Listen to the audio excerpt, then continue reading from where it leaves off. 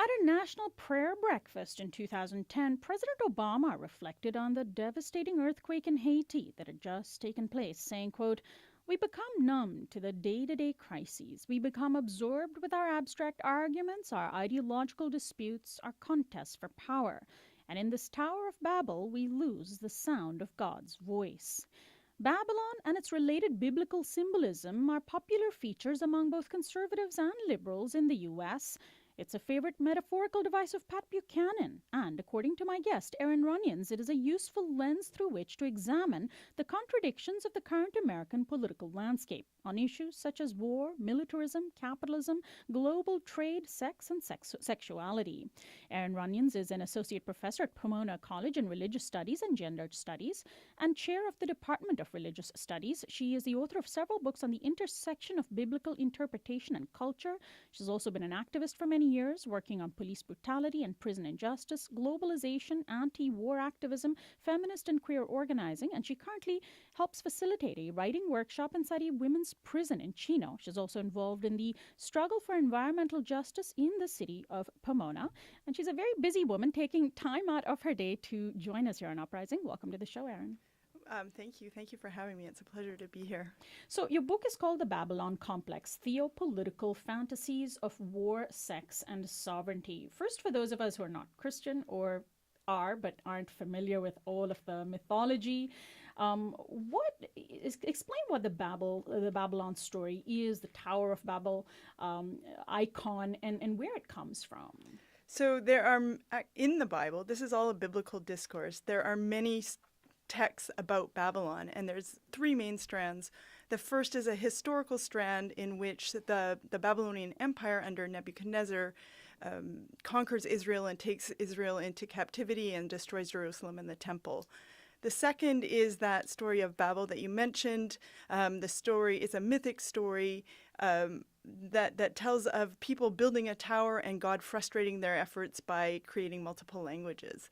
And the third is a early Christian story or mythic elaboration of a figure called the Whore of Babylon. And that's the early Christians' way of dealing with the seductions of the Roman Empire.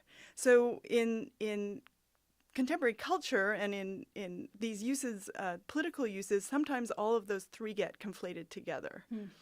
Well, I certainly feel a little bit better educated after reading your book on this issue. And there is, of course, the metaphor that is then used, even if it's all conflated, by Christian conservatives like Pat Buchanan. Now, when Pat Buchanan says America has become a Tower of Babel, what is he talking about?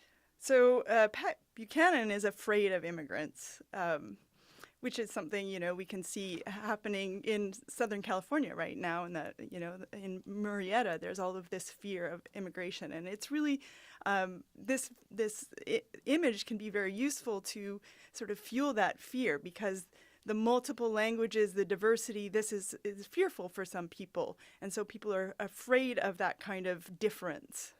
And so in the myth, or one of the myths, when people all spoke the same language, there was a sort of unity and peace. But when God, quote unquote, brought down multiple languages, there was disunity. So this is quite a useful metaphor for the conservative right. Right. But I should also note, though, that they don't want unity either. They're very afraid of unity. So this. Well, unity among people just like them, though. Exactly. That's it. So not they certainly wouldn't want one world order, for instance. Like that's a one world caliphate is very frightening. So that's not what. So there's this fine line, which is really the patriarchal family that they really want to end up emphasizing as a kind of perfect, mode of governance. What drove you to write this book? I understand that one of your main motivations was to see an uptick in this imagery being used among commentators in the press, but also officials, that was sort of a useful ploy or technique to express the dangers in the post 9/11 world. On September 11, 2001, the terrorist attack that took place helped the U.S. have the impetus to launch two major wars, one of which is still ongoing and the other of which has now sort of re-erupted. Yes, that's right. So the beginnings of the book came out of my activism, my anti-war activism right after 9/11. And I was wondering why people were so quick to rush to war. And I thought it couldn't just be jingoism. It couldn't just be anger over 9/11. It might be something else. And as I started to listen to the discourse, the national discourse, I started to hear the Bible. And one of the things I heard was a kind of U.S. messianism. So, for instance, George Bush quotes the Bible, the Gospel of John, which is usually used to talk about Jesus, to talk about the U.S. He said, and was on the first year anniversary after 9/11, he said, "America is the hope of all mankind. That hope is a light to the world. The light shines in the darkness, and the darkness will not overcome it." So instead of talking about Jesus, he's talking about the U.S. So there's this kind of messianism that captures people's imagination, right? The U.S. is going to rescue Iraq, rescue Afghan women, that sort of thing. It's this U.S. Manifest destiny. And then on the other hand, the other piece of that is a cosmic enemy. And this cosmic enemy is often spoken of in terms of Babylon. So Babylon becomes the evil other. So anything can be Babylon. Mm-hmm. Anything that's, possibly evil could be Babylon. Now, it's not just Bush, of course. President Obama, who I quoted earlier, is somebody who has used this metaphor. Do liberals and conservatives use this in the same way or differently? I think certainly the quote that you used from Obama was a little different. He wanted to rebuild national unity. Right. So this is what's so fascinating about this image is that it can be used. It's so flexible. It can be used at any given moment. And so we really do see it being used differently in that sense.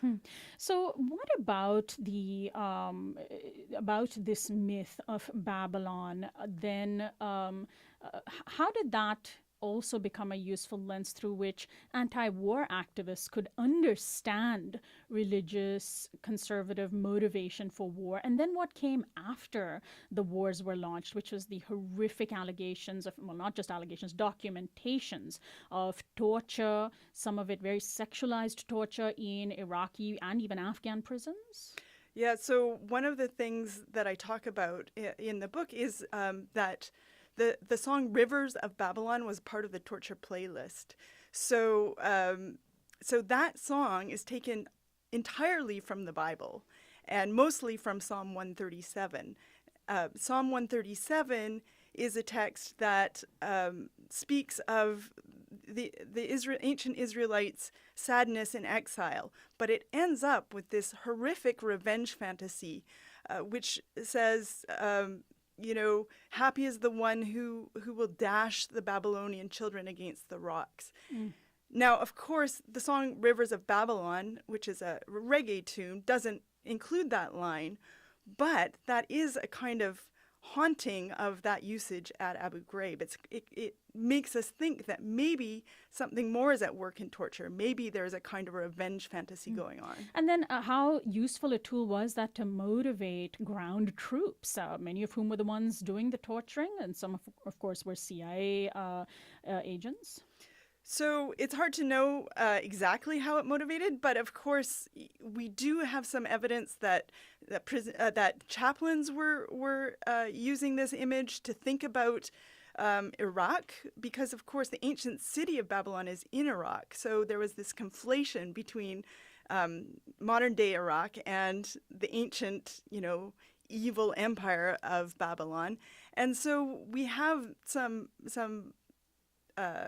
YouTube videos and other reports of chaplains actually conflating those two. So it's quite likely that this was very much in the air, very much part of the way soldiers thought about Babylon. Not every soldier, of course, but that there was this conflation of Iraq and Babylon. And so that might have also been sort of amping up a kind of need to fight against Iraq. The name of your book is The Babylon Complex, Theopolitical Fantasies of War, Sex, and Sovereignty. We've touched on war, we've touched a little bit on sex. What about sovereignty? So the U.S. has a crisis of sovereignty because of its involvement in transnational global capitalism. And this is not just the U.S. Of course, it's every nation that's involved in capitalism, which is, everything.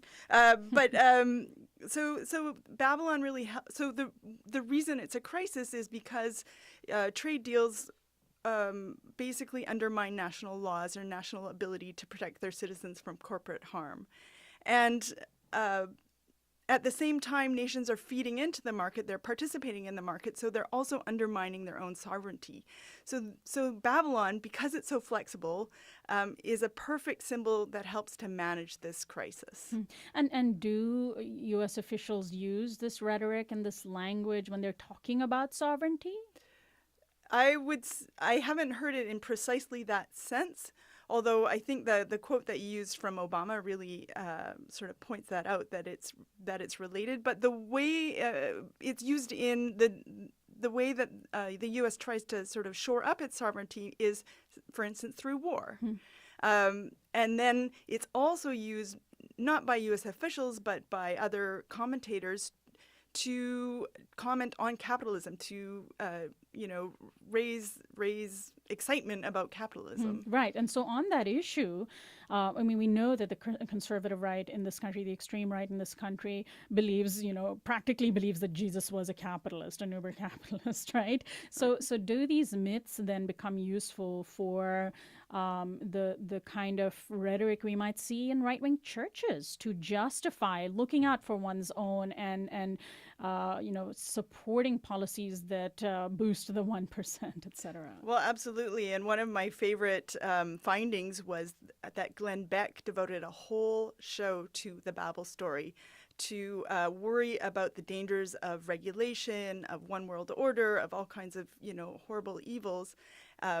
For Beck, the problem wasn't building the tower, because he said the U.S. is a city on the hill, and that is also a biblical quotation, by the way, taken from the Gospel of Matthew. So it's not a problem of building. The problem was what was used to build. And Beck invents this. Well, he doesn't invent it, but he takes from a long tradition of interpreting the story of Babel. He says there's a tyrant named Nimrod, and he used bricks to build the Tower of Babel. And bricks are basically equality. So the problem is equality, and that's economic equality. Now, so there's the war abroad, then there's the war within. You mentioned immigrants earlier. We're seeing an uptick in anti-immigrant sentiment in the U.S. right now. But then there's also the war against the LGBT community here in the United States. There is this sort of language, of course, goes hand in hand with anti-gay activism. How is this language of Babylon and the Tower of Babel employed by the right? So I mentioned this idea that there was a tyrant in Babylon, a tyrant at Babel. This in Christian discourse, or certain apocalyptic Christian discourse, not all Christian discourse, this tyrant is the Antichrist. And in more recent Christian interpretation, or conservative Christian interpretation, the Antichrist is gay. And so that, of course, demonizes anyone gay. Is it, did they literally just talk about it openly as the Antichrist is gay? Oh, yeah, absolutely. I was at a conference once talking about it, and somebody said, but it actually is in the Bible. The Antichrist is gay. Wow. And so they're losing. It's not in the Bible.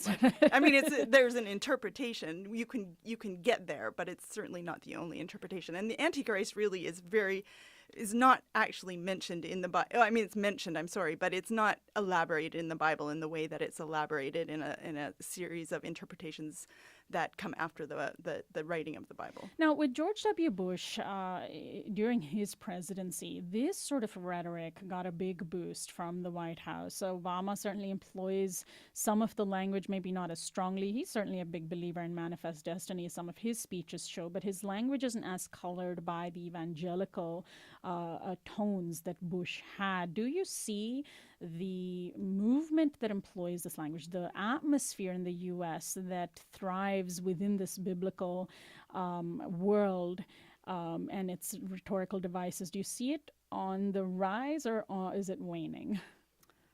I think it's always there. So I think, Obama certainly uses the Bible. He uses it differently, but he uses it as a moral authority. And I think it's so much part of U.S. culture that it's very much present. And this is one of the reasons I wanted to write this book. I wanted for people to think very deeply about the kinds of interpretations that feed into nationalism and that feed into capitalism. Well, finally, Erin, let's also talk about the fact that there's a very strong left tradition in Christianity as well. You're an activist on progressive issues. Who have you written this book for? Um, well, I it's my hope that many people will read it. I'm hoping that students of religion, people on the street, will start to think about precisely how it is that we come to our ideas of good and evil. And I hope that this could be both, liberals and conservatives. I know that there are some curious and intellectually driven conservative Christians out there, and I hope that they can stop and think about, precisely what is it that creates our notions of evil, and what are we doing with the Bible. And I'm glad you brought up the word evil, because of course this worldview that these mythologies are steeped in see the world as very black and white, as very as broken up into good versus evil, which is of course another thing that Bush very much championed. This program is created in Southern California, home to Hollywood. Is Hollywood also guilty of using the Bush-like language? Hollywood loves Babylon and hates it. So you've probably heard of the expression Hollywood Babylon, right? So that comes out of D.W. Griffith's film Intolerance. And of course, he's the both the father of Hollywood, but also the father of the KKK. I mean, with his film Birth of a Nation. But this film Intolerance has a whole very elaborate scene in Babylon, and so it's a kind of love for Babylon. Well, Erin Runions, I want to thank you so much for joining us today. You're going to be speaking Friday, July 11th at 6 p.m. at Cellar Door Books in Riverside, 5225 Canyon Crest Drive in Riverside. That's Suite 30A/B. We'll post that information to uprisingradio.org and send it out to our mailing list. Thank you so much, and best of luck to you. Thank you.